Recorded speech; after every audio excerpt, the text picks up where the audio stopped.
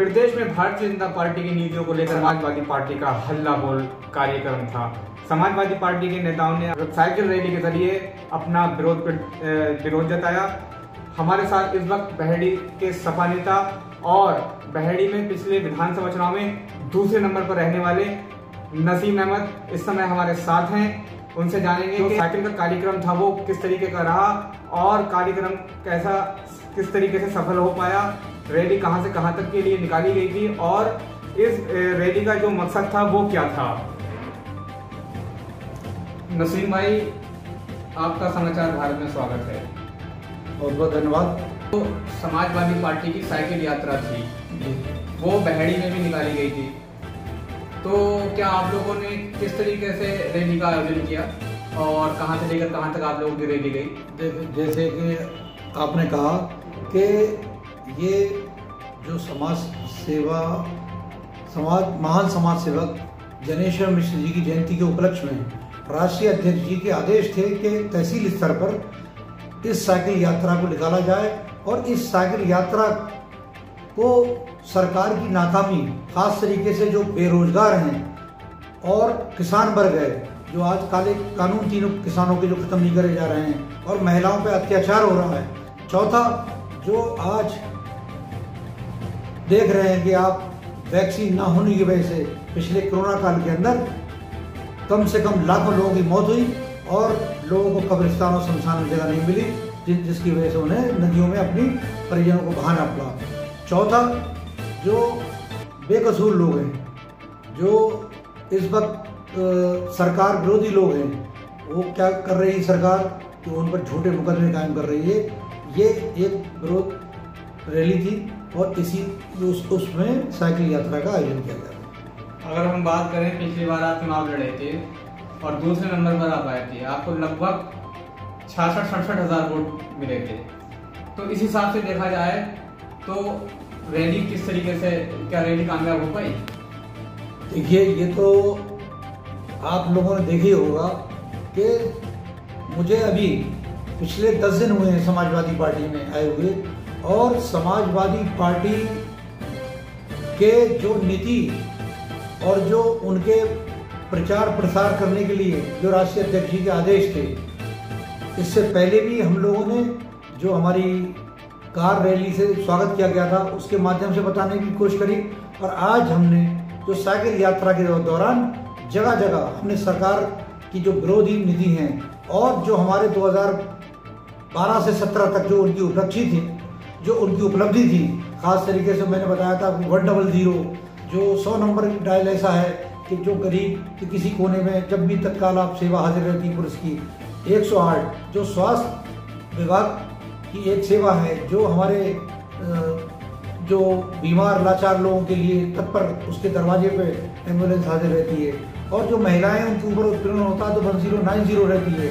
और आप देख रहे हैं उधर किसान परेशान है, पिछले 4 साल से लगातार किसानों के गन्ने का मूल दाम नहीं बढ़ा है और ये सरकार जो है उसके अलावा भी एक साल पेमेंट किसानों का रोके हुए हैं। एक तो लॉकडाउन से लोगों की कमर टूटी हुई है और दूसरे पेमेंट लेट मिल रहा है और पांचवा मुद्दा ये कि महंगाई इतनी ज्यादा हो चुकी है कि जो डीजल 90 रुपए और पेट्रोल 100 रुपए को है। अगर इन दोनों की महंगाई का असर हर चीज पे पड़ रहा है तो इस वक्त किसान, मजदूर, मध्यम वर्गीय की कमर टूट चुकी है। ये हम लोगों ने मैसेज दिया कि ये सरकार निकम्मी है और इस सरकार को बदलना है और 2022 में माननीय अखिलेश जी के नेतृत्व में समाजवादी पार्टी की सरकार को बनाना है और उनको मुख्यमंत्री की गद्दी पर डालना है। अगर हम बात करें तो आपको अभी सपा में शामिल हुए केवल 10 दिन हुए। बहेड़ी में क्योंकि एक लंबे टाइम से यहाँ घोषित नेता भी रहे हैं सपा से, वो पिछले चुनाव भी लड़े थे, 3 चुनाव को सपा से लड़े हैं। संगठन है बहेड़ी में बहुत बड़ा सपा का, तो ऐसे में आपको अगर हम माने नसीम भाई तो इन 10 दिनों के अंदर पार्टी ज्वाइन करना, फिर स्वागत कार्यक्रम आपका बहेड़ी में हुआ, उसके बाद में साइकिल रैली का आयोजन की तैयारियां थी, तो आपको जो है आखिर इन सबके बीच कहीं ना कहीं कौन कौन सी चुनौतियों का सामना करना पड़ा है? ये हकीकत है कि कोई भी किसी कार्यक्रम को और कोई भी इवेंट को करने के लिए आपको चुनौतियों का सामना तो करना ही पड़ता है, लेकिन चुनौतियों के मैनेजमेंट के लिए आपके लिए प्लानिंग होना चाहिए कि हमें अगर आज ये साइकिल यात्रा निकालना थी तो हमें कल परसों इसके लिए क्या तैयारी करना थी, वो हमारी पूरी तैयारी थी। हमारे ऑलरेडी जो प्रधान संघ के अध्यक्ष और सब हमारे पदाधिकारी कल चुने गए थे। ये एक बड़ी उपलब्धि थी कि हमने भारतीय जनता पार्टी के प्रत्याशियों को हराया और उन प्रधान चुने हुए प्रत्याशियों के माध्यम से हमने ये कहा कि जो गरीब जनता है, जो आप आइए और उन जनता को भी लेके आइए, जिससे कि लोगों तक ये जो हमारे समाजवादी पार्टी की नीतियां हैं वहां तक पहुंचें। और योगी सरकार की जो विफलता है, जो 4-5 बिंदु थे जो मैंने आपको बताए थे कि सबसे पहले बेरोजगारी, किसानों का मुद्दा, महंगाई, चौथा महिला उत्पीड़न और स्वास्थ्य का हाल और झूठे मुकदमे, ये सब जो मुद्दे थे, ये एक जलन जो बहुत करना चाहिए इस वक्त जो है प्रदेश के अंदर, इससे लोगों में बौखलाहट है इन मुद्दों से।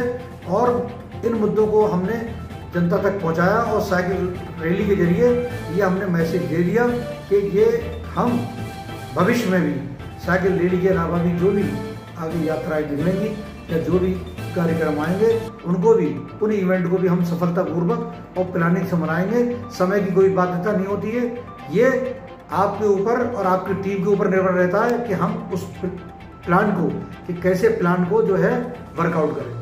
अगर हम बात करें तो विधानसभा वहेड़ी के चारों ओर से, चारों तरफ से कितने गांव के लोग आज आ पाए और कितने प्रधान वगैरह रहे, कितने बीटीसी वगैरह रहे, कुछ बताएंगे?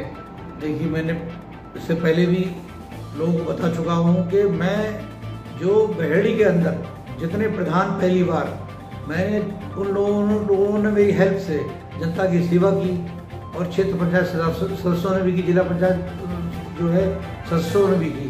वो सब जो चुन के आए थे वो सभी यहाँ मौजूद थे और उन्होंने अपने अपने गांव के जो लोग हैं और जो उनके कार्यकर्ता हैं वो सब लेके आए और बाकायदा उन्होंने पूरे, हम लोगों ने शहर के अंदर भ्रमण किया। शहर के बाद हम फिर सकरस गए और सकरस के लौटते हुए घूमते हुए फिर हम लोगों ने नगर पालिका में अपना ये कार्यक्रम समाप्त कर दिया। सपा हाईकमान के लिए क्या संदेश है इस कार्यक्रम के जरिए? देखिए, ये सपा समाजवादी पार्टी के लिए बहुत बड़ी खुशखबरी की बात है कि यहाँ पर ताकत 3 गुनी हुई है। क्योंकि देखिए, यहाँ मेरी पत्नी मौजूदा चेयरमैन और पहली बार जो लगातार हम चुनाव हार रहे थे, ब्लॉक प्रमुखी का हार रहे थे, जिला पंचायत हार रहे थे और उस पर हमने प्रधान संघ का चुनाव भी जीता। और आज की जो इतनी ज़्यादा सफल योजना और सफल रह गई योजना के तहत कि हमने केवल साइकिलों का जो काफिला था वो केवल साइकिलों के काफिले से अपना जुलूस निकाला है, ना कि कार और इसमें मोटरसाइकिल का इस्तेमाल करा है। क्योंकि माननीय अखिलेश जी ने लगातार दिन लखनऊ से मैं देख रहा था कि 1.5 घंटे से ज़्यादा अधिक उन्होंने साइकिल चलाई। हम उनके अनुयायी हैं, उसी के नक्शे कदम पे चलते हुए हमने वहेड़ी में सफल साइकिल जो हमारे चलाने का आयोजन था वो सफलतापूर्वक रहा। इससे हमारे जिले पर बैठे नेता और प्रदेश में नेता बैठे हुए, इससे पार्टी को भी बल मिलेगा और वो काफ़ी प्रसन्नित होंगे। एक छोटा सा क्वेश्चन है, आज आपको जिला संगठन से कुछ मैसेज आया था या कुछ थोड़ी सपोर्ट वगैरह मिली जिला संगठन से? देखिए, मैं जिला संगठन से केवल फ़ोन आया था, लेकिन जो हमारे विधानसभा जो यहाँ कमेटी के लोग हैं उनसे कोई मैसेज प्राप्त नहीं हुआ। और अगर हम इसको एक साथ करते तो बहुत मजबूती के साथ करते और उसका जलवा ही अलग होता। लेकिन पिछले बार भी हम लोगों ने स्वागत के लिए उनसे कहा तो उन्होंने कहा मैं बाहर हूँ। जो भी हमारे विधानसभा अध्यक्ष हैं वो बोले मैं किसी परेशानी हो नहीं आ सकता, स्वागत नहीं कर पाए वो। आज भी उन्होंने हमें कोई इस बारे में सूचना नहीं दी, तो उसके लिए मैं कोई शिकायत नहीं करूँगा। क्यों कि मैं एक समाजवादी पार्टी का सच्चा सिपाही हूँ। अगर हमारे राष्ट्रीय अध्यक्ष जो कहेंगे, उन्होंने तहसील स्तर पे कहा था, तहसील स्तर पे हमने साइकिल रैली निकाल के विरोधियों के और भारतीय जनता पार्टी के जो सरकार में हमने कील ठोकने का आज काम किया। नसीम भाई, एक तो मेरा आपसे बहुत प्रोमिनेंट क्वेश्चन है, समाजवादी पार्टी के कद्दावर नेता और पूर्व कैबिनेट मंत्री आज बहुत बुरे दौर से गुजर रहे हैं। वो कई मुकदमे हैं, 100 से अधिक मुकदमे हैं। उसके अलावा उनको जो है करीब 3 महीने से काफ़ी उनकी कंडीशन क्रिटिकल है और वो हॉस्पिटल में है। क्या समाजवादी पार्टी इस लायक नहीं है कि कुछ उनके लिए कर पाए? नहीं, बिल्कुल जो आप कह रहे हैं कि इस वक्त जो सबसे बुरा दौर है आज़म खान साहब का, जिन्होंने हमारे ख़ास तरीके से अल्पसंख्यक वर्ग के लिए और देश के फ्रीडम फाइटर मोहम्मद अली जौहर साहब के नाम से जो यूनिवर्सिटी कायम की थी, उस यूनिवर्सिटी का ही बदला आज लिया जा रहा है। जो योगी सरकार है, एक गुंडे पे भी इतने मुकदमे नहीं होंगे जो एक जो है कैबिनेट मंत्री और इतने बार के विधायक और सांसद माननीय आज़म खान के खिलाफ भी लगाए हैं।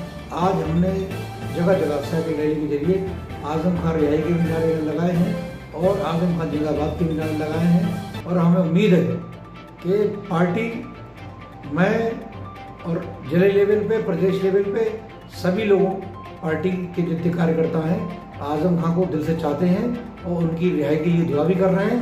और माननीय अखिलेश जी, जो हमारे राष्ट्रीय अध्यक्ष हैं अखिलेश यादव जी, उन्होंने हाई कोर्ट के अंदर वकील भी खड़ा कर रखा है अच्छे से अच्छा, और कई बार उन्हें देखने भी गए हैं। मुझे उम्मीद है कि उन पर ऐसे मुकदमे जल्दी हटे जाएंगे और जल्दी जेल से रिहा हो जाएंगे। जय हिंद, जय समाजवाद, जय अखिलेश, जय मुलायम। तो ये थे हमारे साथ बहेड़ी से सपा नेता जो पिछले विधानसभा चुनाव में दूसरे नंबर पर आए थे। इनका साफ कहना है कि आज की जो समाजवादी पार्टी की साइकिल यात्रा थी वो पूरी तरीके से कामयाब हुई है। हालांकि इनकी थोड़ी सी शिकायत भी है कि इनका कहना है कि यहाँ जो दूसरा ग्रुप है समाजवादी पार्टी का, हमने उसको साफ संदेश दिया था, उनको मैसेज भी भिजवाया था कि अगर दोनों ग्रुप मिलकर के समाजवादी पार्टी की लड़ाई हक के लिए और लड़ाई के लिए ये काम मिलकर के करते हैं तो समाजवादी पार्टी को एक तिगुनी ताकत यहाँ पर जो है मिलेगी। लेकिन फिलहाल उन लोगों की तरफ से कोई किसी तरीके का रिप्लाई नहीं आया, इसलिए हमसे जो भी हो पाया था और जो भी हो सका हमने अपना पूरा जो है सामर्थ्य और पूरी शक्ति जो है झोंक दी है। और इनका साफ कहना है कि मैं नसीम अहमद का साफ कहना है कि मैं समाजवादी पार्टी का सच्चा सिपाही हूँ और समाजवादी पार्टी के लिए मुझसे जो भी कुछ होगा वो मैं पूरी तरीके से करने के लिए तैयार हूँ। इसके अलावा इनका साफ कहना है कि उनका सिर्फ एक ही उद्देश्य है कि सपा हाईकमान जो भी निर्देश देगा वो अक्षरशः पालन किया जाएगा और इसके अलावा अखिलेश यादव जी को मुख्यमंत्री बनाना ही एक सबसे बड़ी जिम्मेदारी है और यही एक सबसे बड़ा संकल्प भी है। बरेली से समाचार भारत के लिए अल्तमा सिद्दीकी की रिपोर्ट। चैनल को लाइक करें, शेयर करें और सब्सक्राइब करें।